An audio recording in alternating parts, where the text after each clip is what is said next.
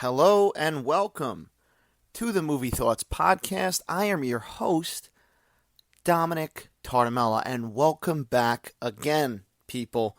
What has changed? I haven't done an episode in a couple weeks. Well, guess what? Your man got married. That's right, I'm wearing a ring. It's pretty cool. And yeah, that's it. That's all that happened. I went on a honeymoon. I disappeared for a little bit. I disconnected from the world. But I am back again. Okay. How's everybody doing? We're in the swing, right? We're in the swing. I think the last movie I did, new movie, I did was Guardians of the Galaxy 3, which was pretty damn good. You can go back and listen to that episode. And then I did a From the Vault. I dropped a little From the Vault. As you know, I do those sometimes. They're podcasts me and my brother did years ago on a previous podcast. And it was an episode, I think we did Kindergarten Cop, the Arnold Schwarzenegger episode. I got to go back and listen to that. I'm sure there's some funny stuff in there, and there is. And that's why I post it. I've listened to it before in the past. But yeah, that's a little bonus episode. But yeah, this is the first real episode since I got married. As I said, married life. Yeah, you know how that goes. So we're back, and, new movies, right? And it's funny because the first movie I saw as a married couple now is the movie I'm going to be talking about today. And that movie is Fast X. And we're going to jump into the Fast and Furious franchise. My love-hate relationship with the Fast and Furious franchise. I mean, get to it in a second. I think a lot of people probably feel the same way as I do. And the suspension of disbelief that you have to do when you watch these movies. Vin Diesel. We're going to do some Vin Diesel, right? We might as well do the whole episode as Vin Diesel. This episode's about family, and it's about Fast and Furious movies. Vin Diesel just keeps getting, grumble. His voice just becomes more of a grumble as these movies go on. And I don't know, maybe we need to subtitle him. Maybe we need to. Vin Diesel himself in real life talks a little bit more clearer. So like Dominick Toretto is more like, barbecue, Corona. Vin Diesel, if you see him in interviews, he's kind of got that, but he's more like, well, this is the Fast and the Furious movie. He's got kind of like a softer voice. It's almost like James Gandolfini with The Sopranos, Tony Soprano. Where he was like, and then when you heard him talking in real life, James Gandolfini talked more like that. So it's interesting, but I don't know why I went on that rant. Just wanted to show you my little impressions. But before I talk about Fast and Furious, because I always forget at the end of the episode, I also do another podcast with a friend of mine, Ryan, where we talk about Rambo movies, and that is the It's a Long Road podcast. And right now we're up to the 4th Rambo installment. We're delving into that scene by scene, essentially. It's a fun podcast. We go back and forth. And he just dropped the newest episode of that. So the It's a Long Road podcast, a Rambo podcast available on iTunes, Spotify, all that stuff. So go check that out. It's a good time if you like what you hear in this podcast and you want to hear me and him talk about Rambo. So, like I said, I always forget to drop that at the end of the episode because by the time the end of the episode, once my brain is fully consumed by Vin Diesel and the Fast and the Furious movies, I can't remember things. But yeah, let's get into it, right? Fast and the Furious. This franchise, can you believe that this franchise has 10 movies? 10 fucking movies. I can't even believe it. I mean, 11 if you count the spinoff, the Hobbs and Shaw spinoff, and, there's obviously going to be a Fast 11. We'll talk about if there's going to be a Fast 12 a little later, but this franchise is such an interesting one because it was essentially, at one point, it was essentially dead and buried, right? Could we say that if we count, the first string of movies, meaning Fast and the Furious, Too Fast, Too Furious, and Fast and Furious Tokyo Drift. At one point, these movies that was kind of it. I mean, I really don't think they were making the money that the original was making, and it's kind of like getting their back against the wall, and then the thing gets re-fucking-juvenated. and it changes genres a bit, and then it becomes fucking 10 movies and a spinoff, and an 11th movie, as I said, and possibly a 12th. It's crazy that we live in a world where there's 10 of these. It's, are 10 of these movies necessary? Very questionable. In the world of sequels and movies we want sequels to, and maybe movies we didn't get sequels to, we got 10 Fast and Furious movies. And it's crazy. But let's break down, let's just get into the history of Fast and Furious a little bit before we talk about this new movie. I'm going to delve into, like I said, for a little bit. So, if you're, fast forward if you want to listen to the actual thoughts on the new film. I'll be light with spoilers as far as the new movie. But I will say, because I may get into spoilers depending on how long this goes. But I will spoil the rest of the movie. So if you haven't seen the rest of these fucking movies, I'll probably spoil significant portions of it as I talk about it. But let's go. Let's go to the first one, right? And I'm going to be breaking down the titles of these movies too, and just what transpired, right? The Fast and the Furious, the original. I guess you could say it's a classic, right? I guess you could say it's a classic. I mean, way back in 2001, I remember this movie. I remember the marketing. I remember seeing it. Now, I didn't see it in theaters, but I did pick it up when it came out on DVD. And I'm currently looking at that original DVD that I still have. It's a Universal Collector's Edition. And it's got, the black, poster and everybody's face on it, right? It's got the green and yellow car on the front. And I remember renting this movie. I remember renting that. I bought it. It was a blind buy. And I bought it with my brother. And we watched it. And it was enjoyable, right? It's enjoyable. Fast and Furious is an enjoyable movie. It's basically Point Break. The undercover cop and stuff like that. Just no skydiving, no Patrick Swayze, no Keanu Reeves. But it's a very similar plot to that movie.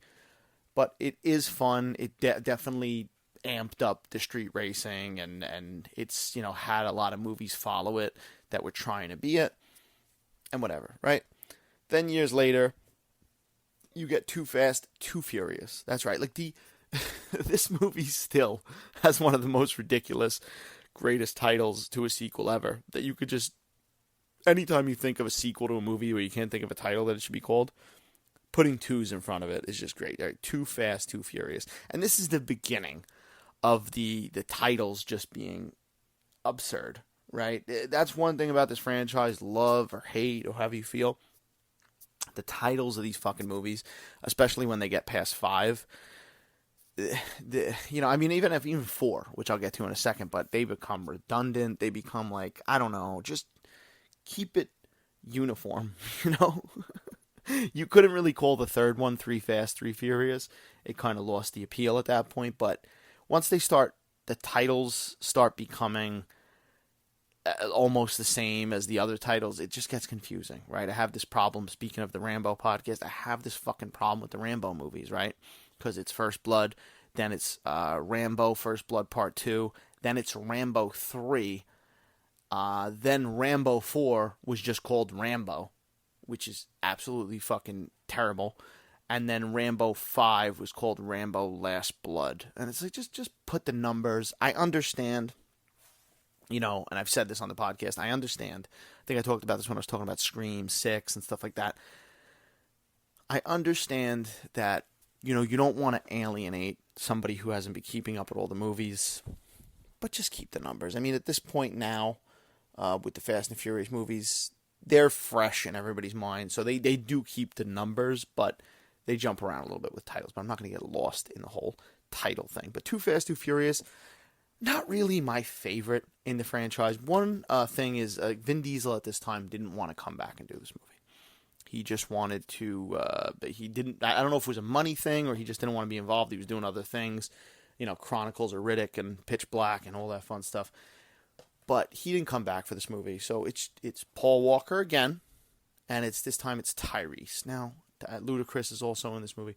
Tyrese, I'm not really a big fan of the guy. I don't know. I like Ludacris better as an actor. Tyrese, for me, his jokes and stuff like that, they don't really do it.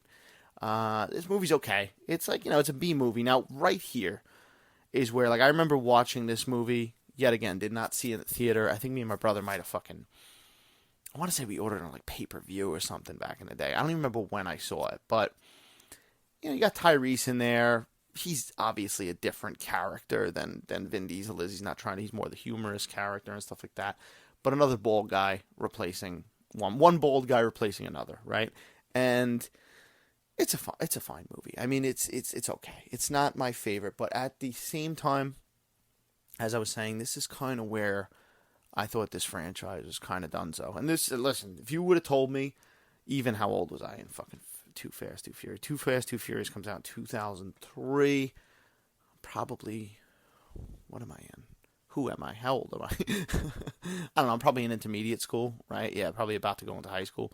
If you would have told me that like this franchise was going to go up to 10, I would have never fucking believed it. Because you think about the movies that get, into those high things, not counting Star Wars and Star Trek and, whatever. But most of the time, movies that get, and James Bond, of course, we're not going to count because that's like a franchise that constantly is changing its lead.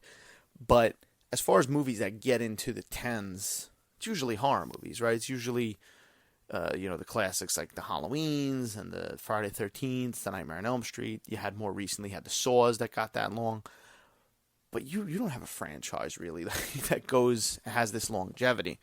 So like to say that at that point you came back in the time machine with Doc Brown and Marty, Dom, Fat Dom from intermediate school. It's the Fast and the Furious movies. They're gonna go back. They're gonna go up to 10. I wouldn't have believed it. I would not have believed it. And the next one that came out after this would have cemented my disbelief, because the next one is Fast and Furious Tokyo Drift, which is a departure from the rest because new characters. Now this is an interesting one because this is the first one that was directed by Justin Lin, who would go on to direct more of these and be a big part of this franchise going forward. But Tokyo Drift is a film that, as I said, new characters, new setting. One of the major characters you're introduced to here, the one that's going to be important, is a character named Han. And as you all know, he comes back. Now, Han fucking dies in this movie. Okay, dies, and that's the big notable thing that happens in this film. Tokyo Drift I saw years later. I'm trying to think when I saw Tokyo Drift, because it was like way after it came out. I don't think about years, but I didn't see it in theaters. I didn't see it. I didn't go. Maybe I rented. I might have rented it in Blockbuster. I might have caught it on like HBO or something, but I didn't see it until way later. And at this point, yet again, the franchise to me, even after seeing this one, was kind of like, all right, it's just whatever. It's not something I look forward to all that often. I mean, the first one was good. The second one was and this one was like different, focusing on the drifting thing, the racing, set in Tokyo and stuff like that. But the interesting thing about this one is at the very end, you had Vin Diesel make a cameo, okay? And he's all like, and he's in the car, and he says something about knowing Han. And as I said, which don't forget, Han dies. And then the movie ends. Now you come to find out later that Vin Diesel does this. Partly, he did this for free as a favor, but in exchange, he got the rights to like the Riddick movies with Universal. So that's a fucking pretty good deal he got. Not that those movies are like huge money makers, but he got the rights to that film. Now, in 2009, which is a pretty big leap, honestly, right? We're talking, what was, 2000, yeah. So the first one, I'm thinking of Too Fast, Too Furious. So this one's in 2006, Tokyo Drift. Then in 2009, we get, yet again, enter the beginning of the title confusion. We get Fast and Furious, okay? This one always makes me laugh, the title, because they simply removed the and the. They simply removed those three words. Or, actually, they just simply removed the thes, better yet. Okay? And they kept Fast and Furious. I hate this shit. I passed the movie. I hate when they do this with titles. It drives me fucking crazy. When these movies come out on Blu-ray, if you look at their spines a lot of the time, and they have the number next to it, or they started doing like the number in the front, like 1, 2, 3, 4. They have to do that because it's so fucking confusing, especially to a new audience member. Like, I hate that. Listen, the internet exists, and you could go at any time, and you could look up which Fast and the Furious came first, and this and that. But if you just, I come from the olden days, right? When you'd be walking around Blockbuster or a video store, and you have to pick it up and just go off the cover in the back. And so you're picking up Fast and the Furious and The Fast and the Furious. Is there a difference? They're the same movie. Why do they look older? Right? So now this one returns. It brings back Paul Walker. It brings back Vin Diesel in a full role this time. It brings back Michelle Rodriguez. It brings back Jordana Brewster. It's a return to form, right? You get the original cast, which was a fun movie. I remember at this time when this came out, it was exciting, me and my brother, because it was like, oh, they're bringing back the originals. Cool. This is actually like a real sequel. And that's what it was. It was kind of like, this is this first sequel that's really connecting to the original. So that was cool. And then they introduce more action elements in this movie. They kind of steer away from the racing, and they go into that more traditional stuff. This movie, yet again, is directed by Justin Lin. And then Letty dies. Letty dies in this movie. Believe she gets shot in the head. And let's take tabs on who's dead and who's alive in these movies, and all that fun stuff. So now Fast and the Furious 4 is one that really gets the wheels turning. And then we get, which I think, now the Blu-ray copy I have of this, the poster says, there's a review on the front that says the best in the series. And I believe this is the best in the series. I believe if you're going to bury one movie in a time capsule for future audiences, for one movie from the Fast and the Furious franchise, I would say Fast 5 is peak Fast and Furious. I think that most people will feel that way. I think it's the first one that, not that the other ones obviously didn't have action, but it really changes the focus 100% to something else besides racing. Because realistically, if this movie stayed with the idea of just being a racing movie, it wouldn't have made it this long. It's just, racing is like a one-trick pony. How many fucking times can you see street races and girls shaking their ass at street races? Now, one thing I'll give credit to with Fast and Furious, they at least give you one scene of street racing. It's like they have to do it. Every movie, there's at least, and the new one is no different, as I'll get to in a second, if I ever get to it, if you're still listening, that is. They give you one scene that kind of references what these movies used to be, right? It's just a quick scene of somebody racing, somebody having a traditional race, and they do that. Now, as I said, Fast 5 puts racing to the back and focuses more on a heist that they're doing, and then you get, a combination of characters that we've seen in the past, right? So you get Paul Walker, Vin Diesel, Jordana Brewster, but then you get Tyrese, plucked out of Too Fast, Too Furious, Ludacris, plucked out of Too Fast, Too Furious.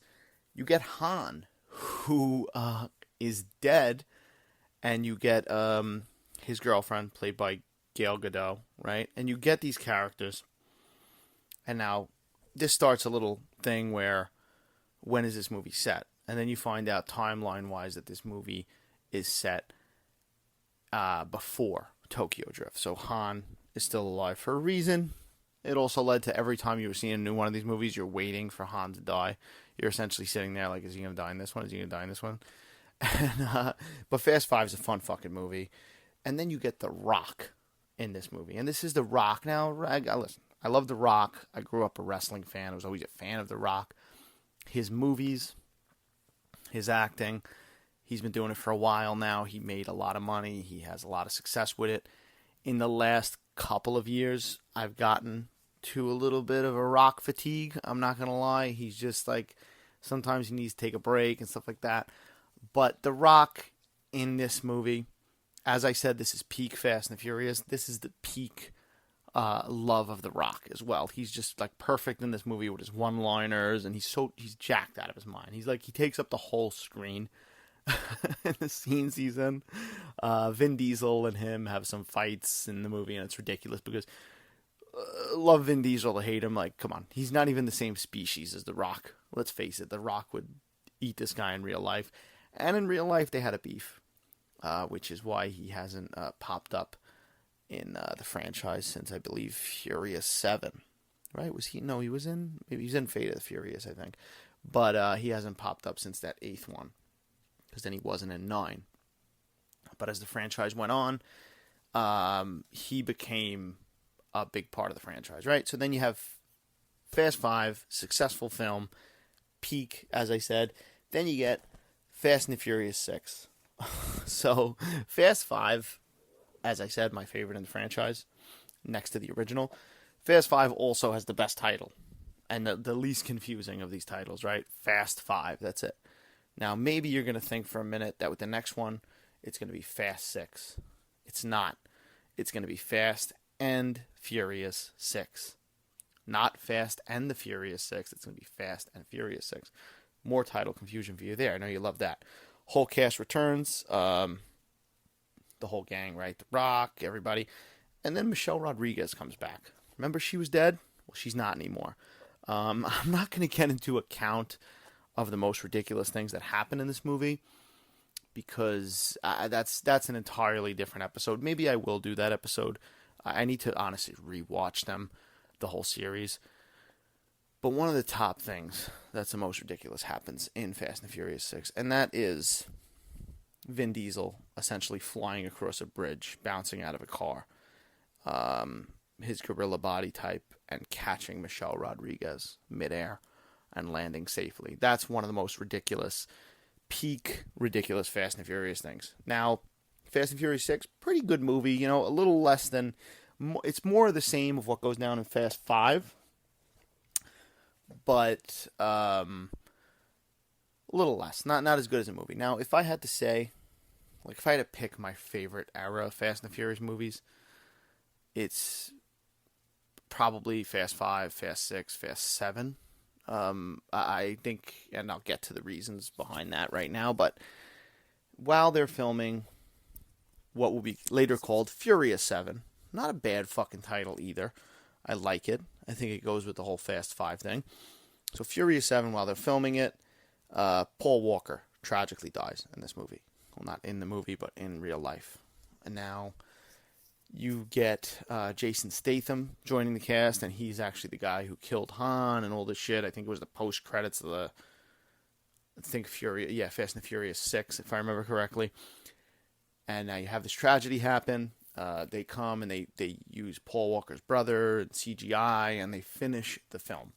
And there's some scenes that are a little wonky, but for the most part it works. And especially the ending, when they're driving away from each other, it's become kind of like a little classic thing, and the fucking music's on. It's sad. And I think in this, for a movie that gets cartoonish and gets ridiculous, a movie series rather, I think that was a really heartfelt moment. I think they did it properly, and it was a good farewell to the character, as far as like the on-screen for now. So Furious 7 is a pretty good movie too. I think it's better than Fast and Furious 6. Not better than Fast 5. They had that on-screen, that real-life tragedy that kind of affected it. But, yeah, fine movie. Also, if you're keeping count of who's dead and who's coming back and this and stuff. So we lost Michelle Rodriguez. She came back. We had Han, who died, then was in the prequel, which made sense. But now they catch up with that timeline, and Han is dead. You also had Gal Gadot's character die in Fast and Furious 6. So now those three characters, Michelle Rodriguez is back, but Han, as of now, as of Furious 7, Han and fucking Gal Gadot, whatever the fuck her name is dead, are dead. So, as we're keeping count of that. Then you get Fate of the Furious, which Fate and the Furious, I have to watch again. Because I don't even know what happened in that movie anymore. I haven't watched it in a while, to be honest. I remember it was kind of like, all right, it gets As the movies go on, they get crazier and crazier, and obviously you go to expect it with this franchise. It's not like a new thing. You kind of have to watch it like you're watching a cartoon, because they're ridiculous. And as I said, Fast and Furious 8 is called The Fate of the Furious, right? Good, honestly, would have been a good title if that was the last one. I partly was saying maybe it should be the last one. And the interesting thing is, they reference Paul Walker a lot in these movies, and especially after he's dead, because his character is not dead. It's just the real, this real life incident happened, but the character isn't dead, so they kind of reference that he's still around. You get Jason Statham in here. You get The Rock. Now Jason Statham, and this is another ongoing trope in these movies, is like the villains of the movie becoming, on the side of the heroes, right? You get it with The Rock. He's a good guy now. You get it with almost everybody. Jason Statham, who, still doesn't make sense to me that they become friendly because he killed Han, and, whatever. Charlize Theron's the villain in this one, and she's pretty good. Kurt Russell is in it as well. I gotta love Kurt Russell. I mean, I've talked about my love. You also get appearances from Scott Eastwood as, Mr. Nobody's son, or whatever the fuck he is, Little Nobody. A fun movie, but doesn't really reach the peaks that the franchise had reached with the fifth installment, right? And that's really the problem, I think, with these movies, that after the fifth one, and then after the sixth one, and then after Paul Walker dying, this is the big thing. Paul Walker being, now he may have been your favorite actor, your not favorite actor. I think he was a pretty good actor, and I liked Paul Walker for the most part. But I think the most important thing, his, influence or his role in these films was very important, because he balanced, that kind of musclehead thing that Vin Diesel has, right? Vin Diesel is the grumbly, fucking bald, muscled guy, and Vin Diesel, the Paul Walker, rather, is more of your everyman, right? He's the more relatable, I think, of the characters. He's the more, human being, the human-like character. And so, when his absence, that's the thing I felt the most in Fate of the Furious, where, he wasn't there. I felt that, obviously they got some newer people in there, like Scott Eastwood and stuff like that, but you just felt that void, and I think that's what the problem was with Fate and the Furious. If I had it my way, which, listen, these movies make a lot of fucking money, but I would have said Furious 7 was the chef's kiss, goodbye, end the series on a kind of high note, or the highest note that it could possibly end at. But they did this one, and they did it without Paul Walker, and it's all right. It's ridiculous. It's more of the same. Then you get Fast 9. Fast 9. Now, full disclosure of Fast 9, I might have talked about this on the podcast, but Fast 9, Fast 9, this is the weirdest title out of them all, because it's really F9, the Fast Saga. That's right. That's what's on posters. Go look it up. F9, the Fast Saga. I don't even know what the fuck they were doing with that title. But so, following the traditional bringing in new cast members, you get John Cena in this movie. Now, The Rock and Vin Diesel had on-screen drama. They didn't like each other. They didn't get along. The Rock and Jason Statham go and they do the Hobbs and Shaw spinoff, which isn't a bad movie. I actually prefer that movie over some of the Fast and Furious movies that I dislike. But, it is what it is. It's them running around all muscled and saying bad jokes and stuff like that. It's not the greatest movie in the world, but it's decent. You get Idris Elba being the villain, calling himself Black Superman. Has some fun. Little different spin on the Fast and Furious franchise. So in between, I think it was after Fast 8, they do that spinoff. And then we come back with Fast 9 or F9, the Fast Saga. Now this film, as I said, John Cena joins the cast. He's Dominick Toretto's brother, right? Dominick Toretto's brother. And the funny thing about that is, does he look even a little bit like Dominick Toretto, like Vin Diesel? They're not yet again, not even the same species here. I mean, it's just funny that they're playing brothers. A lot of scenes too, like John Cena's wearing these big suits, and he's got like the big cross hanging over, and it is ridiculous. But so John Cena, he's fun. I like John Cena. I like him in the Peacemaker role. I think he's a pretty good actor. In this movie, sometimes he feels a little bit like he doesn't belong there. Obviously, you could tell, like, Vin Diesel's like, I don't get along with The Rock. I'm going to get another wrestler and put him in the movie. And that's what he did, because he is, producer on these movies, too. And, whatever. I remember, though, I saw this movie, and now there's ridiculous things that happen in this movie, as there is all these movies. Han comes back. Apparently, they try to explain it in the movie and stuff like that. It is what it is. But it's just, yet again, another character that we thought was dead that's back. Star Wars gets sometimes a bad rap because Emperor Palpatine, and this one came back and that one. But, like, Boba Fett, which everybody thought was alive for years. But these movies, though. What's that line in the Star Wars movie? Nobody's ever truly gone. What he says in The Last Jedi or whatever about Harrison Ford. Like, in Fast and the Furious world, nobody's ever truly gone. Nobody. Because fucking Han comes back. Michelle Rodriguez comes back. Nobody is really dead. They die on screen, like, violently. And we'll talk about the new one in a second as I get to it. But full disclosure, as I said, I probably talk about this on the podcast. I went to this movie with my brother. We watched it. Listen, there's a lot of flashbacks in this movie. And I think one thing, and I'll talk about it when I talk about Fast X.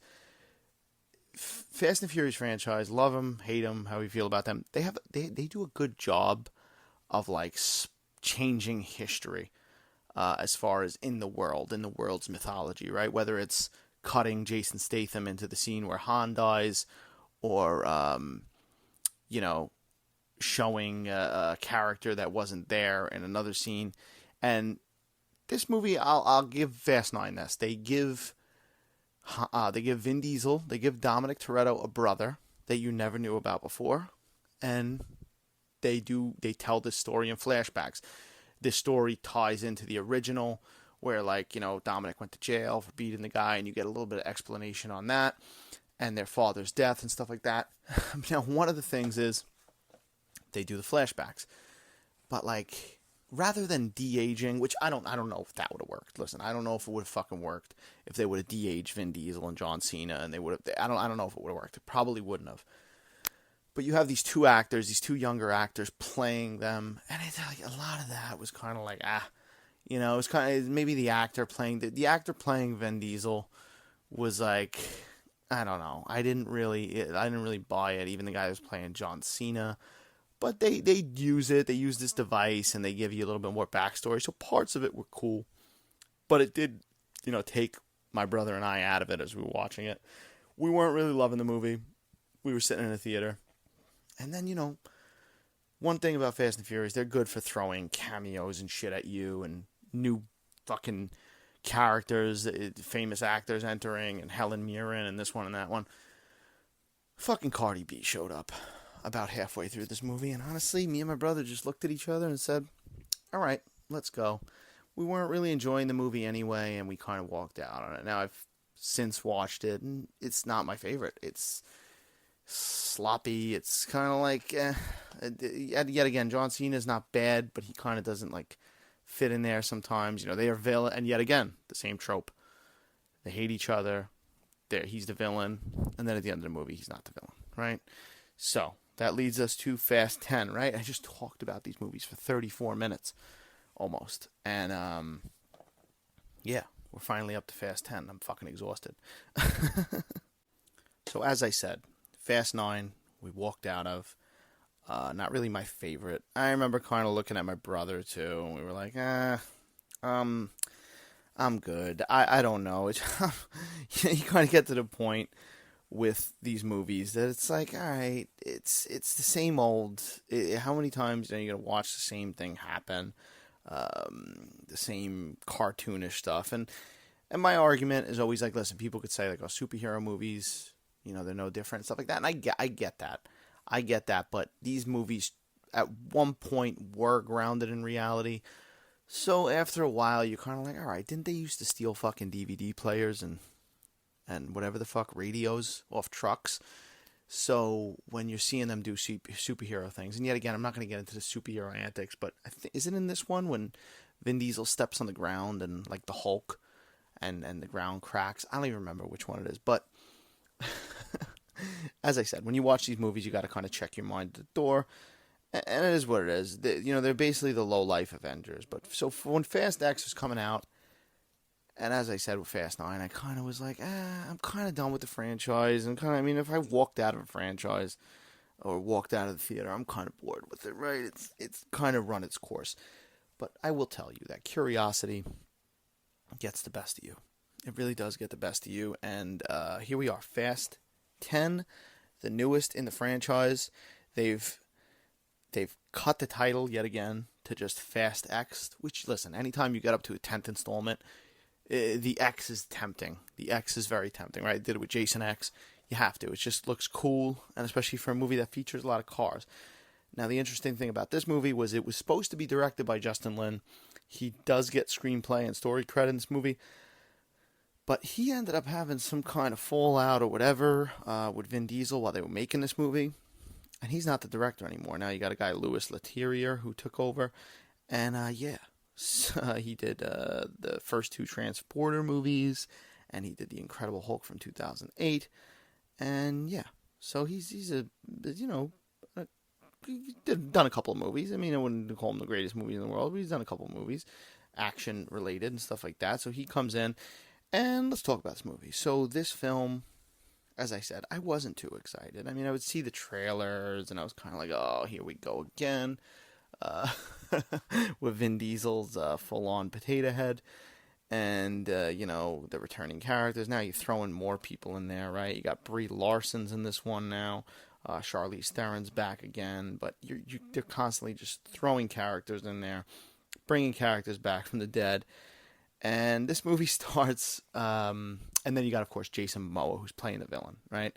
And it showed in the trailers that he was actually the son of the guy from Fast 5.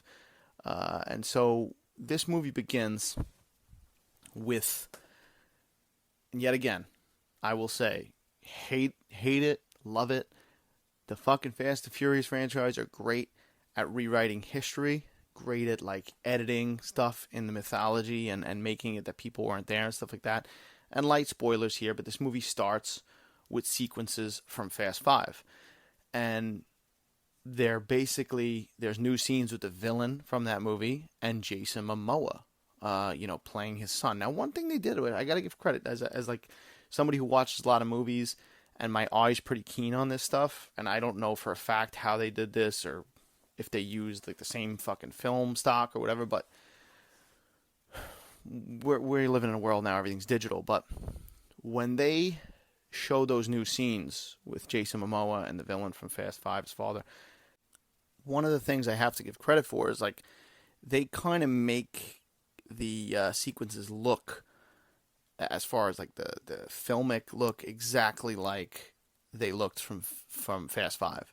So they're kind of like intercut in there, nearly perfect. I don't know what they did. Like I said, I don't know. I got to go back and look at that. But that was something I noticed, because even when the new scenes, when the movie started and went to present day and stuff like this, it looked, noticeably more HD and kind of like more to what the last few Fast and Furious look like. So they must have did something. But to their credit, they made it. I don't know if they de-aged that guy who was the villain in Fast 5, but it definitely looks like they might have, because it looks kind of seamless. So I'll give him credit there.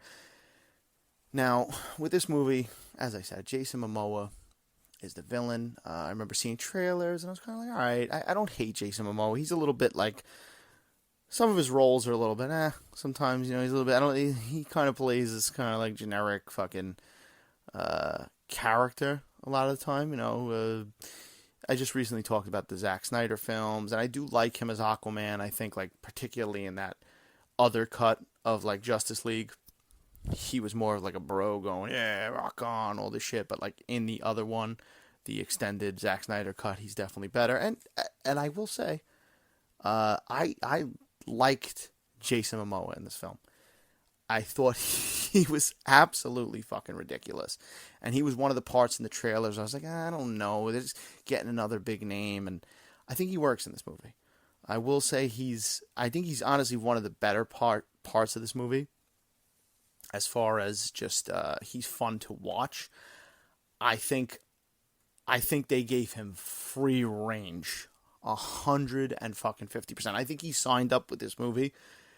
With they probably like told him, "Hey, we want you to be in fucking Fast X as the villain." And he's probably like, "Okay, okay," but like, I want to do whatever the fuck I want to do, and I want, like, I can't see. I don't know how the character was written, but the shit that he does in this movie, and I'm not gonna get into. It's not like spoilerific shit, but it's like just the way his character acts, or the way he's like at some parts he's flamboyant and he's got painted nails. And I got like he took. I'm laughing because he took like big swings and he took like risky swings too. But like he's having fun.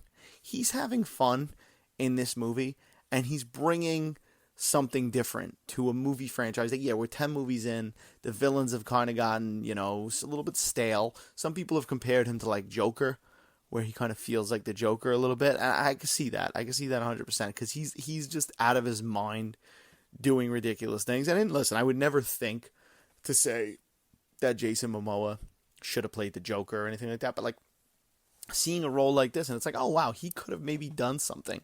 If the Joker was this giant fucking hulking character, maybe. But he plays a fun, humorous, psychotic role. Not all of his things that he does like land, and they're a little weird. But you can't help but like giggle, and like, I was nudging my wife and being like, "Wow, this is ridiculous." At one point, because they do the street racing scene, as I said, they do in all these movies. There's one sequence that's like street racing heavy, and he shows up, and I don't know what the fuck he's even wearing. Credits to the wardrobe department, or I don't know if Jason Momoa might even shown up in those clothes, but he's wearing like a lot of the time in this he's wearing like snakeskin jackets and stuff like that, and baggy. Like in this scene though, he comes in like these silky shirt and pants like that. He essentially looks like a fucking genie. Like he looks like, I don't even know what he's wearing. He's got like old women's glasses on, and as I said, sometimes he's flamboyant. He's talking about fucking dancing at one point, and Swan Lake. It's ridiculous, but I think a lot of it works. And as I said, he brings something different to the table. He's a little bit more fun, and it's fun watching him because he's so cartoonish. And I mean, Vin Diesel's cartoonish for his own reasons, but like Vin Diesel's just so serious and grumbling and mad and whatever. And this guy's jumping around saying all this random shit. And then at one point they're in Rome, and he's doing a lot of Italian stuff, bravo, and all this shit. It's ridiculous. Does it work all the time? No, it doesn't work all the time. But him dressed as a genie with old women's glasses, and I don't know.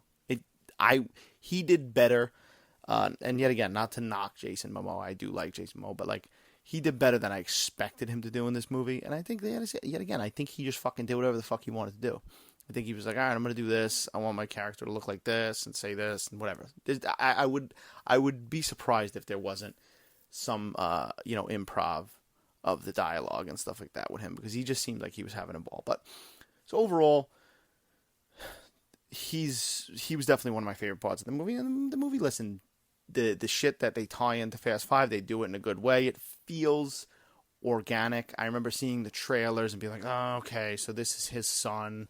This is going to be forced. This is going to be forced. And it doesn't really feel that way. They do it in a way where it does feel like, yes, he was there.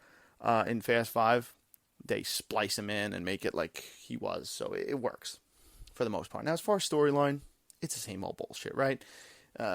He's coming for revenge.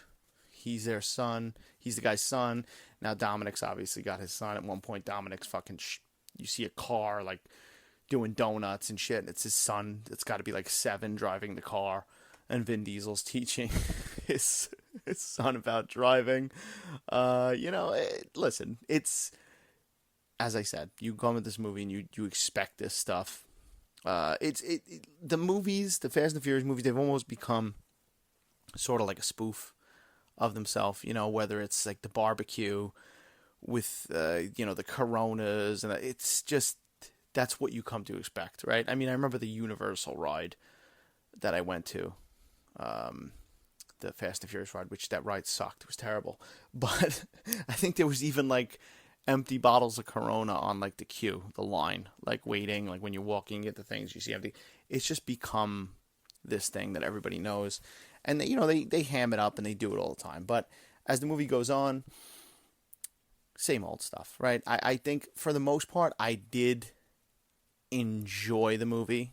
I think it was definitely better than Fast 9 or F9, the Fast Saga.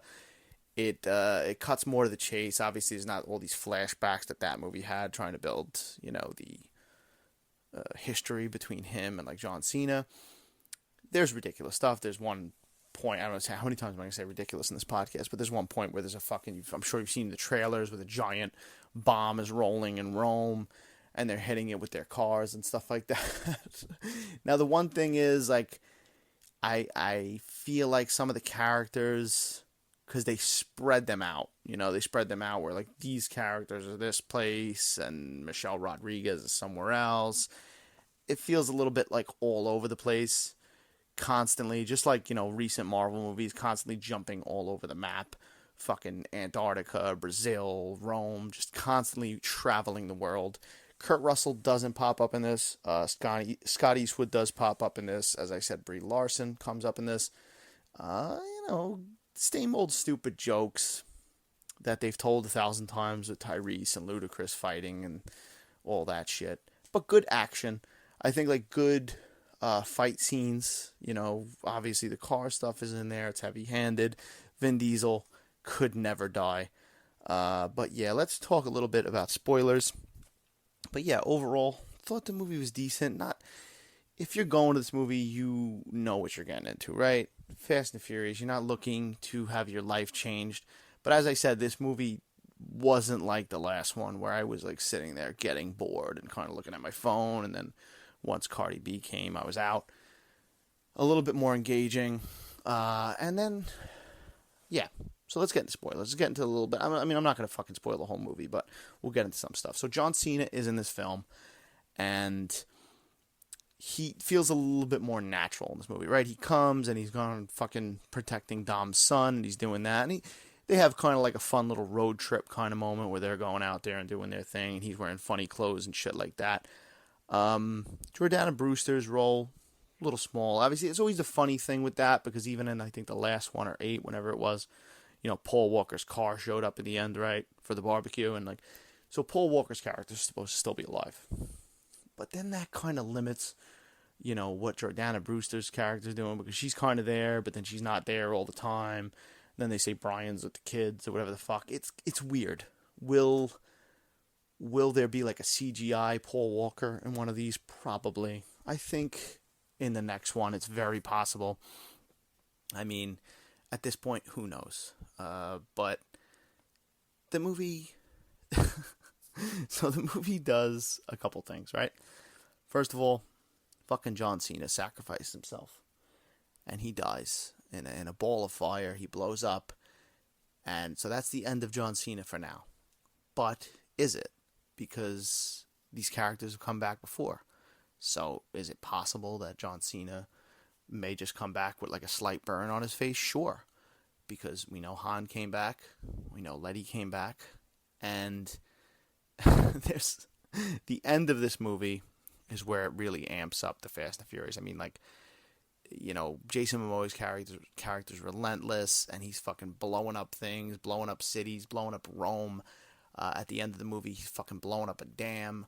And then essentially, like, Vin Diesel drives through a ball of fire on a dam with his son in the car, and they literally get down the ramp or the fucking dam that they use as a ramp, and he pulls down it, avoids the explosion, and then lands in the water with his son. And then, like, there's all bombs around the dam, and they're on foot, and they're standing there, and boom, cliffhanger ending. I mean, you see that, and you see, like, that's it, that's going to blow, they're on foot. I think the plane with Tyrese and Ludacris crashed, so I don't know if they're dead, but yet again, is anybody ever really dead in the Fast and Furious franchise? Letty crawls out of fucking a prison with Charlize Theron in Antarctica, and they're on the other side of the world. And then a fucking submarine comes out. Uh, it's like you can't even. You almost like you say this stuff, and it's like is this a fever dream? Was I high when this happened? That's the thing about these movies. Even when I was just talking about Fast 8, where I know there's some icy escapades in that movie, but there's so much in these movies that your brain like dumps it. You know, you can't even hold on to all the ridiculous shit that happens in the Fast and Furious movies. That's why, like, Fast 8, like, I prioritized and held on to the important stuff in this franchise. Because even just talking about them throughout this podcast, that's all off my brain. I haven't watched them in a while. So if I'm wrong about some stuff, I'm sorry about that. Forgive me. But your brain essentially can only hold on to so much Fast and Furious knowledge, so it has to dump it. But as I say the thing about the submarine, if that's not cartoonish enough, the movie's final sequence, as that rises out of the icy waters, who comes out but Gal Gadot's character? That's right. Take a minute. Her character, Han's ex, the whole reason why he went to Tokyo after she died and this and that. She is alive. Movie ends. Okay, Michelle Rodriguez sees this movie ends. I don't know. As I said, I did not hate this movie, but I almost, as the movie was going on, because I had a hunch that they were going to bring her character back, but as the movie was going on, I was kind of like, well, maybe they're not going to bring the character back, and I was kind of relieved. I was like, all right, people need to stay dead. Some people need to stay dead in this franchise, because there needs to be, like, consequences. I know it's essentially like, listen, you watch a superhero movie, I know characters come back from the dead and stuff like that, comics and all that shit. But, like, there's got to be some kind of, you got to feel like your characters are in a little danger. And that's the biggest problem, I think, with the Fast and Furious movies now is, like, you don't fear any fate. You see what I did there? Fate of the Furious. You don't fear the fates of anybody because you know they might not really be dead. Even when I saw John Cena go into a ball of fire and crash into those guys to save Dom and his son, I'm not thinking John Cena's. I'm thinking like he's going to come back. Because look what happened at the end of this fucking movie. Gal Gadot's character pops her fucking head out of the submarine or whatever the fuck that was.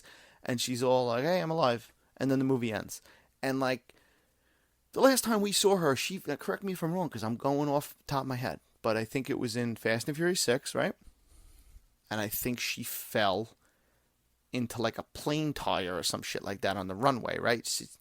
You're dying. You're getting, probably getting dismembered violently. You know, like your body is getting broken into pieces or whatever the fuck's happening with that. You're getting crushed. How is she back? How does she, and then if she's back, furthermore, how is she not like sewn together like fucking Frankenstein? This is the only thing with these movies. This is where they kind of, I've said this in the past when I've talked to people about them, like, they almost kind of insult your intelligence as a viewer because you're sitting there going like, and yet again, it's a popcorn movie. It's fucking action packed. You're not watching it. You're not giving this movie an Oscar, right? But they almost insult your intelligence because it's like, all right, how many fucking people are going to die and you're going to bring them back?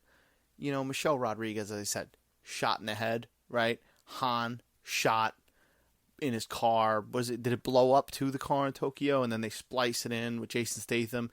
And then not only is like, okay, we're going to fucking bring this guy back, but now we're going to bring this guy back and him and fucking Jason Statham are going to like work together. So now she's alive. She joins the trope of bringing people back from the dead in the Fast and Furious franchise, and it is what it is. Now, it does end on a cliffhanger. I think this is one of the first that like blatantly ends on like a cliffhanger, where like the walls closing in on Dom, or the walls that are going to explode and drown Dom and his son. But yeah, this is the first one. Now, as far as this was supposed to be, so there's supposed to be 10, and there's supposed to be 11. These are supposed to be the final 2 Fast and Furious movies, which 11 is a good number to end on. You know, but now, I just saw like a recent interview of Vin Diesel, and he's talking about like that maybe the studio wants to do this as a trilogy. So there's possibly 11, and then it concludes with 12. I don't know. I mean, listen, at curiosity killed the cat. As I said, curiosity gets the best of me. I'm going to go see it. I'm going to go see 11. And if there's a 12, I'm probably going to go see it. But is a 12 necessary? I don't know. I don't know how it's doing financially right now. I remember reading something, it wasn't doing like as great as I think they expected. You know, it was making its money, but I don't think like the Thursday previews and stuff like that were that great. My theater was like, a few people were in my theater. It wasn't packed or anything like that, but I think there's that fatigue. You know, there's that, like, as I said, just there's a time to end things. Maybe the time to end things would have been Furious 7. That didn't happen, but what are you going to do? But now we're at the point where what's fucking Gal Gadot's story? Like, what is she going to say? Why is she not dead? And why did she not go with Han or try to contact Han or anything like that? Does Han know about it? They're going to drop some fucking knowledge like that?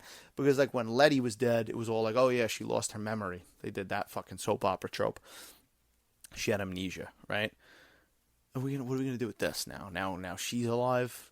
She didn't have no fucking amnesia. I just love how everybody's so forgiving, too. As I said, the tropes of the villains becoming, you know, the good guys, joining the good guys, like Jason Statham and Han. Jason Statham's not in a lot of this movie. He pops up at some point. It's cool to see him. I like Jason Statham as Deckard Shaw. And him and Han are, like, you know, fighting off guys together. So it's just like, all right.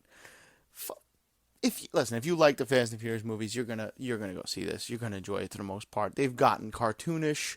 They've gotten ridiculous. I wouldn't say this one's like a great movie or anything. I think it was fun though for what it was. 2 hours, 20 minutes. And as far as like, it was better than Furious 9, Fast 9, whatever the fuck you want to call it. It was better than that one. No Cardi B is a positive for me. You know, if you don't throw Cardi B in there. You got little appearances by like Helen Mirren and Rita Moreno, the classic West Side Story actress, and who else is in there? I mean, obviously Charlize Theron, but you got a lot of too much to handle. You know, a lot of people. But Jason Momoa, he gets the thumbs up for whatever the fuck he does in this movie, because he's, as I said, wasn't expecting to like his character as much as I did, but he just goes like balls to the wall. And the wardrobe. I mean, I got to find some pictures of him in that wardrobe. I was trying to snap some pictures while I was in the movie, but I couldn't get a good shot. But yeah, it looks like a genie.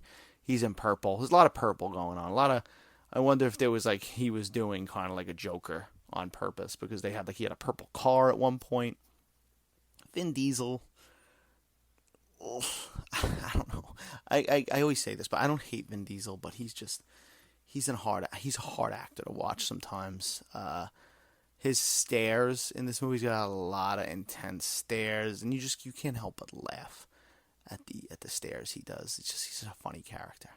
But yeah, Fast X, you know, it's not gonna turn you around if you aren't a Fast and Furious fan, or you haven't seen any of these movies. But it's decent. It's fine. I wouldn't say like it's necessary to go run out and go see it, you know, for the theater experience. If you want to do it, obviously it'll probably be on Peacock or something in a couple weeks. Once it makes the bulk of its money. That's what's been happening lately. So, like, if you could wait for it. But, yeah, I don't know. Is Paul Walker coming back? I have a feeling Paul Walker's coming back. I was actually surprised that there wasn't anything post-credits. But there is something post-credits. And to continue with the spoilers. So, as I said, The Rock and Vin Diesel did have, like, on-set feud. And shit wasn't working out. But guess what? The Rock pops up in a post-credit scene, and Jason Momoa's character contacted him as well, and now The Rock's got a gray goatee, and he calls him a sumbitch, and end scene, right? And I gotta say, I'm actually excited that The Rock's coming back. I think it helped a little bit. You know, he went off, he did the Hobbs and Shaw movie, he wasn't in 9, and now to get The Rock back, it's actually, like, it gets me a little excited, because I'm like, all right, and especially knowing, now, you know, I don't know if that helps for a lot of other people, but knowing the on-screen, the real-life feud between him and Vin Diesel, I want to see where this goes on screen. Like, I want to see, you know, if they get into a fight, their characters get into a fight, if they kind of play with that, they play with the real-world stuff. Did they really make up? I don't know. I remember, like, a year ago, Vin Diesel, I think while they were filming this one, Vin Diesel, like, made an open post to The Rock, like an apology. I don't know. Here's what it comes down to, though, and I'll be honest with you. Hobbs and Shaw was decent, whatever, spin-off movie. But The Rock hasn't really had a lot of success lately.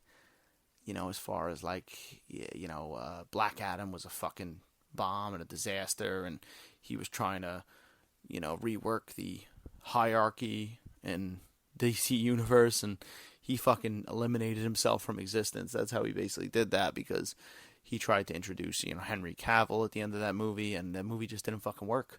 And, he's had some strikeouts, so I could see why he's like, all right, Fast and Furious is going to be ending. Let me maybe go step back into there. People like me in that role. It's a successful franchise. Maybe I could help everybody and myself out. And so I understand it. But I'm excited for him to come back. But yeah, will Paul Walker, pop up? I think so. I think either in 11 or 12. My prediction now is you're getting some kind of Paul Walker. Whether it's a CGI appearance or something, you're getting something. And that's the podcast, guys. That was an hour. Just talking about the Fast and Furious franchise, my triumphant return to the podcasting after getting married, as I said. If this is the first time you listen to the podcast, this is what it's like. I just rant and rave. I talk about movies. I went on a little spiral with the Fast and Furious franchise. We talked about it for a while. Maybe I didn't talk about the new one as much as I should have, but I don't care. It's my podcast. Check out the other episodes if you haven't. As I said, I did Guardians recently. I got those From the Vault episodes. I try to do a little bit of everything. What's coming out soon? Little Mermaid's coming out next week. And that Sebastian Maniscalco movie about his father. That looks pretty funny. Robert De Niro. I'm a big Sebastian Maniscalco fan, so I'll probably be checking out both of those next week. And, we'll do some other stuff. I mean, listen, I've talked about it on this podcast before. I'm going to talk about it again. Beetlejuice 2 is coming. And now it's getting real. And I think I might just do an episode focusing on that. So maybe that'll come this week. As I said, though, check out the other episodes on Spotify, iTunes. Rate, review, give your thoughts, all that fun stuff. And, yeah, I'm on TikTok, Twitter, and Instagram at Dom Solo Reels. Sometimes I post some funny stuff, some movie-related stuff, and all that. And as I said at the beginning of the episode, check out the new episode of It's a Long Road podcast, the Rambo podcast that I do with my friend Ryan, where we're talking about Rambo 4 and Sylvester Stallone's wacky hair and big head. Check out the new episode of that on Spotify and iTunes and all that. So thanks for listening. Have a good night.